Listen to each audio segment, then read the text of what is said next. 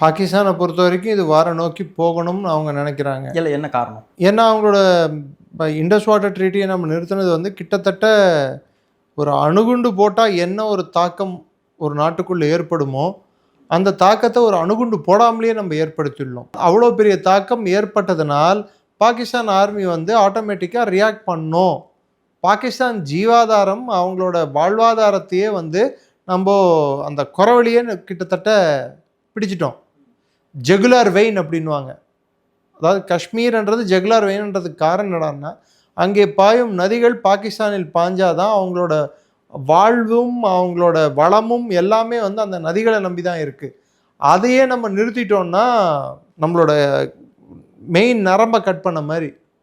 இங்கேயோ நரம்பை கட் பண்ண என்ன ஆகும்? ஆப்ரேஷன் வந்து ஸ்டார்ட் ஆகும் அப்படிங்களா? யார் ஆப்ரேஷன் ஸ்டார்ட்? இல்லை, நான் நிறையா நம்ம நியூஸ் சேனல் செய்தி சேனல்களே சரி, நியூஸ் சேனல் இந்தியா சார்பில் இருந்து ஃபஸ்ட்டு வார்ன்ற ஆப்ஷன் வந்து இந்தியா எடுக்குதுன்னா அது எந்த டைப் ஆஃப் வார்?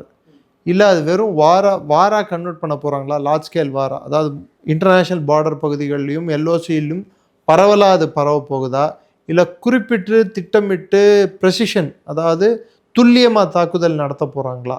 இது வந்து இது வரைக்கும் நம்மளுக்கு வந்து கரெக்டான ஒரு கிளாரிட்டி இல்லை நம்மளுக்கு, கவர்மெண்ட் என்ன பண்ண போகிறாங்கன்ட்டு. ஆனால் ஒரு விஷயத்தில் கிளாரிட்டி என்ன கிடச்சிருக்கு என்னடான்னா, பொருளாதார தடைகள் அப்படின்றத வந்து தண்ணியை நிறுத்துறது மூலமாகவும் மற்ற வாகாட்டாரி பார்டரை வந்து மூடுறது மூலமாகவும் தடைகள் வந்து அது கிளியராக சொல்லிட்டாங்க.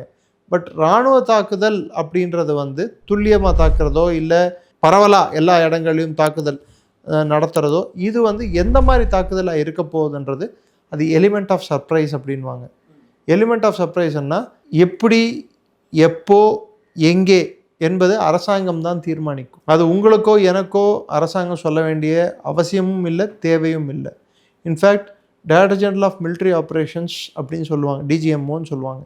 அந்த ரூமில் வந்து அவங்க எடுக்கிற பிளான்ஸ் ஒரு 10 பிளான் இருக்கும். கண்டிஞ்சன்சி பிளான் 10 பிளான்னா இங்கே ஒரு குறிப்பிட்ட இடத்த இந்த இடத்த தாக்கலாம், இவங்களை வந்து டார்கெட் பண்ணலாம், இந்த ஏரியாவை நம்ம வந்து தகர்க்கலாம், இதுதான் நம்மளோட இலக்கு. இதெல்லாம் வந்து அவங்க வந்து பல்வேறு இலக்குகள் அவங்க வச்சுருப்பாங்க, பல்வேறு வழிமுறைகளும் அவங்க வச்சுருப்பாங்க. வான்வெளியா, கடலா, இல்லை நிலப்பரப்புலையா, எந்த மாதிரி தாக்குதல்னு சொல்லிட்டு நீங்களும் நானும் வந்து நிர்ணயிக்க முடியாது.